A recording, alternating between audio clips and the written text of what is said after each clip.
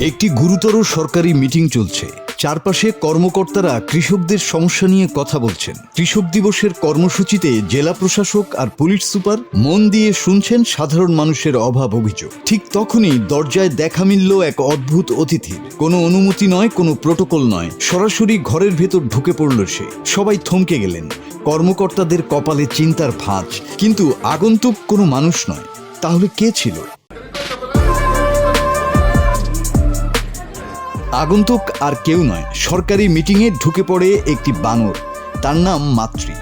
আর 5টা বন্যপ্রাণীর মতো সে কিন্তু হট্টগোল করতে আসেনি, বরং বেশ রাজকীয় চালে সে এগিয়ে চলল সোজা জেলা প্রশাসকের টেবিলের দিকে। সচরাচর সরকারি মিটিংয়ে এমন দৃশ্য কেউ স্বপ্নেও ভাবেন না, কিন্তু অবাক হওয়ার তখনও অনেক বাকি ছিল। মাতৃ সোজা গিয়ে দাঁড়ায় ডেপুটি ম্যাজিস্ট্রেটের টেবিলের সামনে। এক মুহূর্তের জন্য পুরো হলরুম নিস্তব্ধ। কেউ ভাবতেও পারেনি একটি বানর এভাবে মিটিংয়ে ঢুকে পড়বে। কিন্তু এরপর যা ঘটল সেটাই এই গল্পকে করে তোলে অনন্য। সাধারণত এমন পরিস্থিতিতে নিরাপত্তা কর্মীদের ডাক পড়ে, চিৎকার শুরু হয়। কিন্তু জেলা প্রশাসক অস্মিতা পাল যা করলেন তা দেখে উপস্থিত সবার মন ভিজে গেল। নিজের চেয়ার ছেড়ে উঠে দাঁড়ালেন তিনি। তার চোখে মুখে শাসনের বদলে ছিল উপচে পড়া মমতা।